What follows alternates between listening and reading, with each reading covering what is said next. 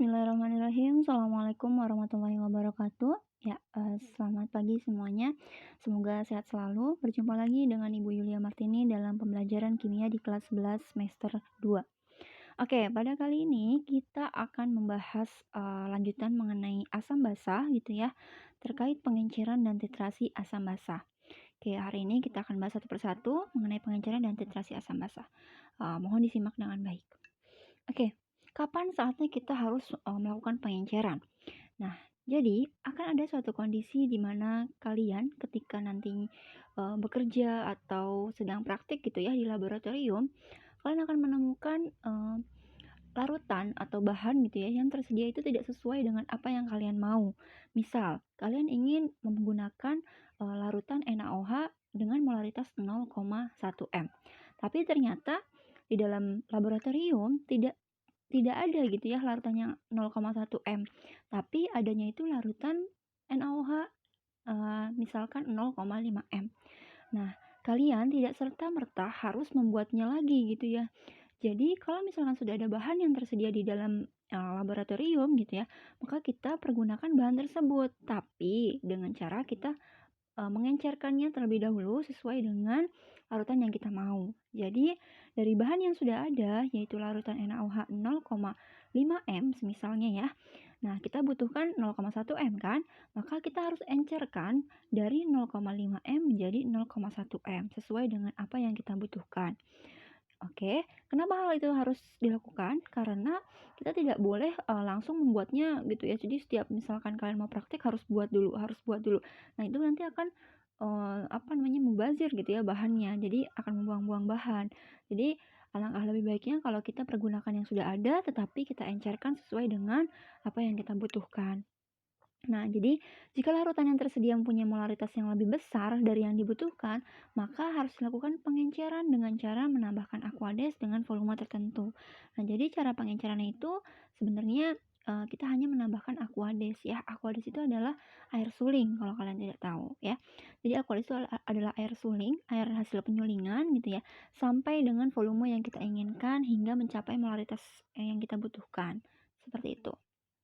Oke, nah untuk pengecaran asam basa ini sangat penting sekali ya harus kalian ketahui karena balik lagi kalau misalkan nantinya suatu saat kalian ada yang masuk kedokteran, ada yang masuk teknik kimia atau ada yang masuk apoteker gitu ya, farmasi dan sebagainya macamnya. Ini pasti tidak lepas dengan praktikum. Nah, di mana praktikum ini pengenceran itu pasti sangatlah dibutuhkan gitu ya. Jadi kalian harus mengetahui bagaimana cara untuk mengencerkan gitu ya, dan kemudian juga cara menghitung volume pengenceran gitu ya. Nah, sehingga ini wajib sekalian kalian pahami. Nah, pengenceran suatu larutan akan menyebabkan volume dan molaritas larutan itu berubah, tetapi jumlah mol zat larutnya tidak akan berubah. Jadi, sebenarnya fungsi pengenceran itu kan tadi untuk menentukan molaritas yang kita inginkan ya. Jadi, sebenarnya pengenceran itu dapat merubah volume dan juga merubah molaritasnya.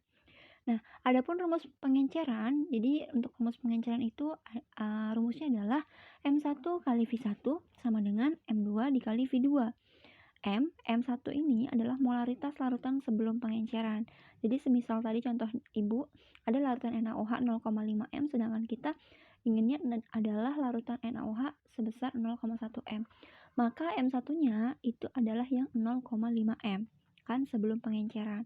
Nah, kemudian M2-nya adalah molaritas larutan setelah pengenceran. Nah, M2-nya diisi dengan larutan yang kita inginkan, yaitu 0,1 m. Kemudian V1-nya adalah volume larutan sebelum pengenceran. Nah, V1-nya ini nanti yang kita akan cari gitu ya, berapa volume yang kita ambil dari molaritas yang sudah ada gitu ya, supaya volumenya itu nanti akan sesuai dengan molaritas yang kita inginkan. Nah, V2-nya itu adalah volume larutan setelah pengenceran gitu. Jadi misalkan kita mau buat larutan yang NaOH 0,1 m-nya itu sebesar 50 mili, maka nanti V2-nya diisi 50 mili, seperti itu. Oke ya. Langsung saja pemisalan ini di sini ada. Dalam suatu praktikum dibutuhkan larutan NaOH 0,1 m. Akan tetapi larutan NaOH yang tersedia adalah larutan NaOH 2 m sebanyak 20 mili. Oke, coba kalian bayangkan terlebih dahulu. Jadi, ini adalah kondisi di mana ketika praktikum yang ada adalah larutan NaOH 2 molar sebanyak 20 mili. Oke, bayangkan ya. Jadi ada 20 mili larutan NaOH 2 molar. Sedangkan yang kalian butuhkan itu adalah larutan NaOH 0,1 m. Nah, jadi kalian akan mengencerkan larutan NaOH 2M supaya menjadi larutan NaOH 0,1 m. Jadi caranya adalah yang pertama, M1-nya adalah molaritasnya gitu ya. Ini 2 molar sebelum diencerkan. Kemudian volume pertamanya adalah 20 mili. Kemudian molaritas yang kedua adalah 0,1 m yang kita butuhkan. Baru masuk ke perhitungan M1 dikali V1 sama dengan M2 dikali V2. Nah, M1-nya dimasukkan 2 molar dikali dengan volume pertamanya adalah 20 mili, molaritas keduanya adalah 0,1 mili dan volume keduanya adalah yang dicari. Nah, volume keduanya jadinya 2 dikali 20 dibagi 0,1. Hasilnya adalah 400 mili. Nah, dari sini kita tahu bahwa kita harus menambahkan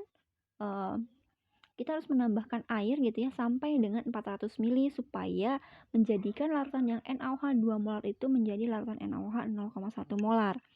Nah, karena sudah ada 20 mili NaOH 2M, maka karena tadi harus 400 gitu ya.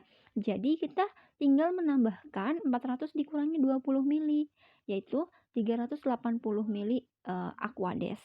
Paham ya? Jadi ini ya, awal mulanya di sini ada 20 ml larutan NaOH. Nah, kemudian kita masukkan, ini adalah labu. Ya, ini adalah labu bulat, ini biasanya untuk pengenceran. Nah, kemudian ini akan kita masukkan ke dalamnya gitu ya, larutan NaOH-nya. Nah, barulah ditambahkan dengan Aquades. Nah, biasanya Aquades itu disimpannya di sini, di botol semprot ya. Di sini. Nah, nanti kita akan masukkan 380 mili Aquades. Jangan sampai terlewat batas ya. Biasanya nanti di labu bulat ini nanti akan ada batasnya. Nih batasnya ini seperti ini ya, bulatan cekung gitu. Nah, jangan sampai nanti untuk penambahan Aquadesnya itu kita melebihi batas tersebut. Karena kalau melebihi batas tersebut berarti perhitungan kita gagal, harus diulang lagi. Karena kalau sudah melebihi batas tersebut maka larutan yang diinginkannya pastilah sudah berubah bukan lagi 0,1 molar gitu. Jadi harus berhati-hati sekali dalam penuangan Aquades ya. Tidak boleh berlebih dan tidak boleh juga kurang, harus pas sekali. Nah, jadi yang ditambahkan adalah 380 mili air. Nah, seperti ini contoh dalam melakukan pengenceran ketika kalian nanti di laboratorium atau bekerja di bagian-bagian perkimiaan gitu ya. Nah, kemudian untuk pengenceran sendiri gitu ya, pengenceran itu akan menyebabkan perubahan pH suatu larutan. Ya, yang awalnya tadi 0,1 yang awalnya 2 molar gitu ya, pasti pH-nya akan berbeda dengan yang 0,1 molar karena sudah diencerkan. Ada penambahan volume di situ. Kemudian, pengenceran akan mengurangi derajat keasaman dan kebasahan suatu larutan.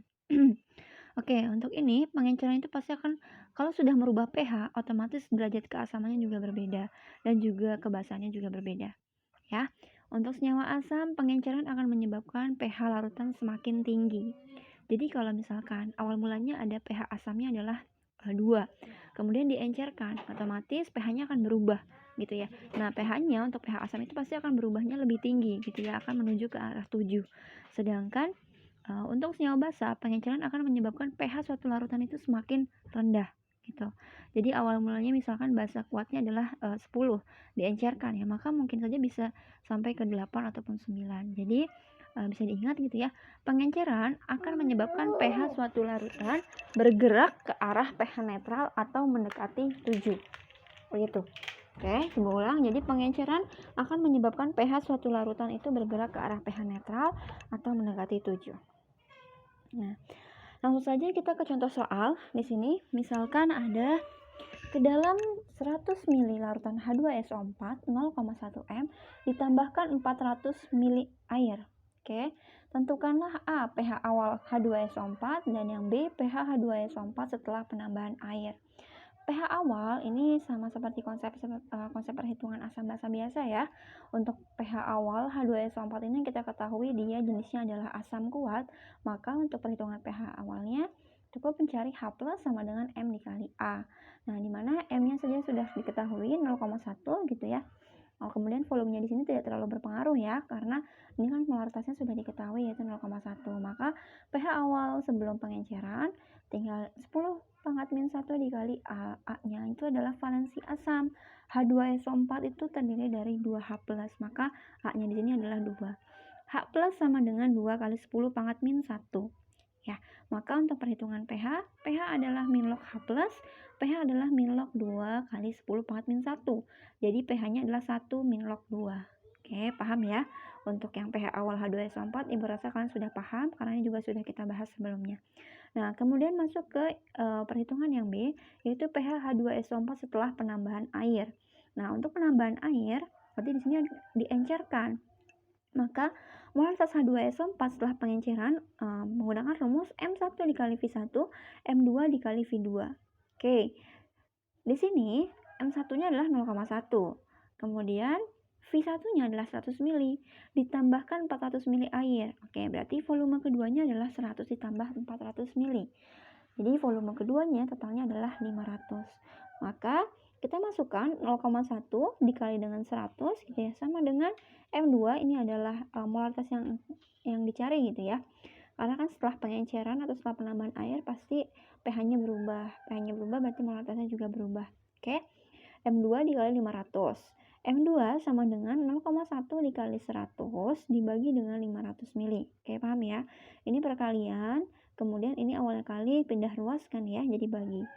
Ya, hasilnya adalah 2 kali 10 pangkat min 2.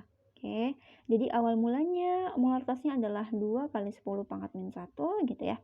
Nah, M2-nya setelah diencerkan menjadi 2 kali 10 pangkat min 2. Barulah menghitung pH akhirnya.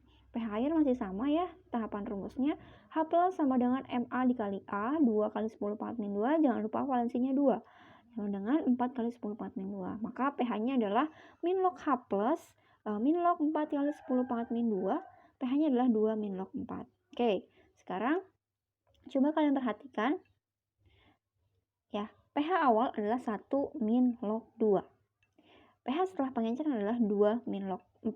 Tadi dikatakan bahwa pH setelah pengenceran itu pasti untuk yang asam itu pH-nya pasti akan meningkat gitu ya, atau mendekati netral. Jadi yang awal mulanya 1 min log 2 akan meningkat menjadi 2 min log 4 setelah mengalami pengenceran. Seperti itu contohnya. Lanjut ke contoh soal berikutnya, nomor 2. 10 ml larutan HCl yang memiliki pH sama dengan 2 ditambahkan air hingga bervolume 100 ml. Oke, ada kata-kata hingga ya. Berarti yang ditambahkan itu 90 ml. Paham ya? Kan ini sudah 10 ml. Kalau ini ditambahkan air hingga 100 ml, maka volume keduanya kan 100. Tentukan pH larutan HCl setelah penambahan air. Oke, awal mulanya kita lihat dulu kan pH-nya sama dengan 2. Otomatis kalau HCl ini kan asam. Asam itu dia mengandung H+. Dari pH kita bisa ketahui H+-nya. Ketika pH-nya sama dengan 2, maka H+-nya sama dengan 10 pangkat min 2. Paham ya? Nah, kemudian HCl itu terionisasi menjadi H+ tambah Cl-. Maka A-nya di sini atau valensi asamnya sama dengan 1. Oke. Nah, kemudian H+ sama dengan Ma dikali A. H+-nya adalah 10 pangkat min 2. MA-nya yang akan kita cari gitu ya. A-nya adalah 1. Maka MA-nya adalah 10 pangkat min 2. Nah, MA ini adalah molaritas yang pertama. Atau molaritas sebelum pengenceran. Oke. Nah, kemudian berapakah pH larutan HCl setelah penambahan air? Nah, kita masukkan ke rumus penambahan air ya. Molaritas HCl setelah penambahan air menggunakan rumus M1 V1 sama dengan M2 kali V2. M1-nya sudah tadi ya, didapatkan dari pH 2 tadi.